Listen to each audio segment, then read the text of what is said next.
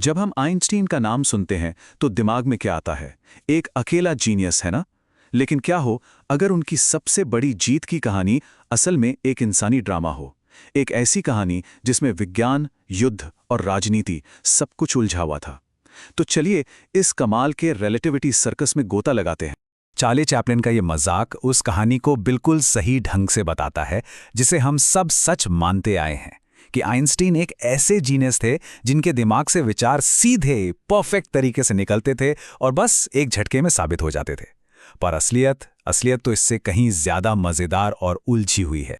तो चलिए इस कहानी की परतों को खोलते हैं और देखते हैं कि इस मशहूर जीत के पीछे की सच्चाई आखिर है क्या। और ये सब कुछ शुरू होता है सिर्फ एक नंबर से, एक छोटा सा लेकिन बहुत ही जरूरी नंबर। देखिए, विज्ञान में किसी एक सच को साबित करने के लिए जो मेहनत लगती है ना, हम अक्सर उसे भूल जाते हैं। आइंस्टीन की कहानी भी कुछ ऐसी ही है। ये सिर्फ एक जीनियस की कहानी नहीं है, बल्कि बहुत सारे लोगों की जबरदस्त मेहनत की दास्तां है। बस यही वो नंबर था, 1.75 आर्क सेकंड। आइंस्टीन की ये एक बहुत बड़ी, बहुत हिम्मत वाली भविष्यवाणी थी। उन्होंने कहा था कि जब पूरा सूर्य ग्रहण होगा तो सूरज के पास से गुजरती हुई किसी तारे की रोशनी ठीक इतनी ही मुड़ेगी। सोचिए, एक नंबर जिस पर उनकी पूरी थ्योरी टिकी हुई थी। अब देखिए हुआ क्या। दो अलग अलग जगहों पर दो टीमें भेजी गईं इस ग्रहण को देखने और नापने के लिए, और जो नतीजे आए वो आइंस्टाइन के नंबर के करीब तो थे पर एकदम परफेक्ट नहीं थे। एक जगह 1.61, दूसरी जगह 1.98। और जानते हैं, इन नंबरों तक पहुंचने के लिए इन वैज्ञानिकों ने बहुत बड़ी कीमत चुकाई थी।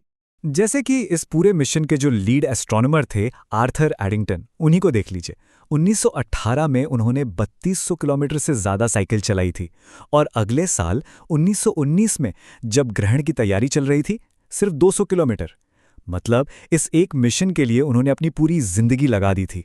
ये सिर्फ काम नहीं था, एक जुनून बन चुका था।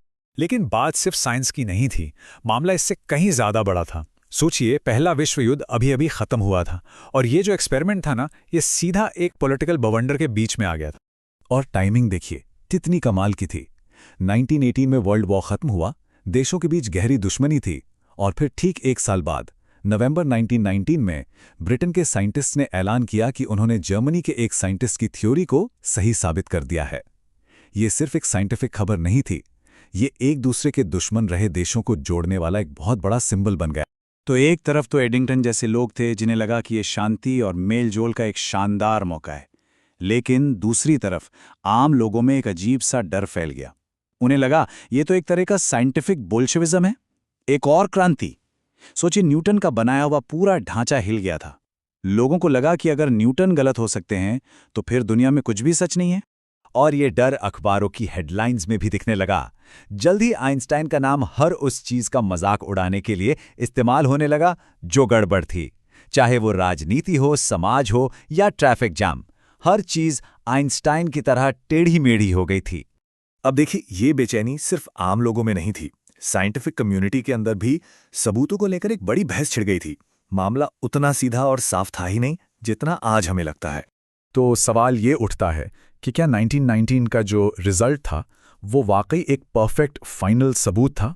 उस वक्त के साइंटिस्ट्स के मन में कई बड़े सवाल थे और उनकी चिंताएं भी एकदम सही थीं। और बहस इन बातों पर थी। पहली बात, तारों की रोशनी में जो झुकाव मापा गया था वो बहुत ही छोटा था। फिर सवाल उठे कि जो इंस्ट्रूमेंट्स इस्तेमाल हुए, कहीं उनमें ही कोई खराबी तो नहीं थी? और सबसे बड़ी बात, सोब्राल में एक टेलीस्कोप से जो डेटा मिला था वो तो बिल्कुल अलग नतीजा दे रहा था, और उस डेटा को फाइनल रिपोर्ट से हटा दिया गया।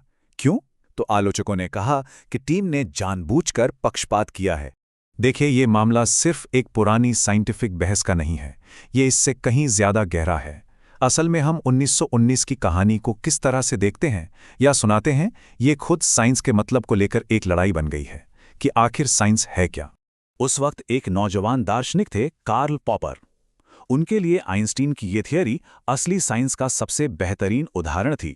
पॉपर का मानना था कि कोई भी थियरी साइंटिफिक तभी होती है जब वो कोई ऐसी हिम्मत वाली भविष्यवाणी करे जिसे गलत साबित किया जा सके। आइंस्टीन ने एक तरह से चैलेंज दिया था कि ये रहा मेरा नंबर, अगर ये गलत निकला तो मेरी पूरी थियरी गलत है। तो अब हमारे सामने दो नजरिए हैं। पहला ये कि ये अच्छे साइंस का एक परफेक्ट मॉडल था, और दूसरा नज़रिया ये है कि एडिंगटन और उनकी टीम के अपने पर्सनल और पॉलिटिकल कारण थे आइंस्टाइन को सही साबित करने के। तो ये एक साफ सुथरा टेस्ट था या इंसानी भावनाओं और पक्षपात से भरी एक मेसी प्रोसेस? यही वो सवाल है। और ये बहस दशकों तक चलती रही। फिर आया साल 1979। साइंटिस्ट्स ने उन पुरानी फोटोग्राफिक प्लेट्स को निकाला और मॉडर्न कंप्यूटर की मदद से उनका फिर से एनालिसिस किया। और नतीजा क्या निकला? नतीजा ये था कि 1919 की टीम ने जो किया था वो काफी हद तक सही था। उनकी कैलकुलेशंस ठीक थीं और जिस डेटा को उन्होंने हटाया था उसे हटाने का उनका फैसला भी उस वक्त के हिसाब से जायज था। तो इस पूरी उलझी हुई कहानी से हमें क्या सीखने को मिलता है? साइंस के बारे में हमारी सोच पर इसका क्या असर पड़ना चाहिए? क्या ये कहानी साइंस पर हमारे भरोसे को कम करती है या शायद उसे और गहरा बनाती है? देखिए, असली कहानी हमें यही दिखाती है कि साइंस कोई सीधी साफ सुथरी सड़क नहीं है जो सीधे सच तक जाती है। ये असल में एक ऐसा जबरदस्त प्रयास है जो दुनिया को बदल देता है, और इसे करने वाले लोग भी हमारी ही तरह होते हैं, जो गलतियां भी करते हैं और जिनमें जुनून भी होता है। ये मानना कि साइंस मेसी है, इंसानी है, ये साइंस को कमजोर नहीं बनाता, बल्कि यही इसकी असली ताकत को दिखाता है। तो 1919 की ये कहानी हमें एक बहुत ज़रूरी बात याद दिलाती है कि साइंस को चलाने वाले इंसान होते हैं और इंसानों के अपने मूल्य, अपनी मान्यताएं होती हैं, और इसीलिए ये हमें एक बहुत बड़े सवाल के साथ छोड़ जाती है। अगर साइंस को हमेशा इंसानी मूल्य ही दिशा देते हैं, तो आज के दौर में हमें कौन से मूल्य चुनने चाहिए जो हमारे विज्ञान को सही राह दिखाएं?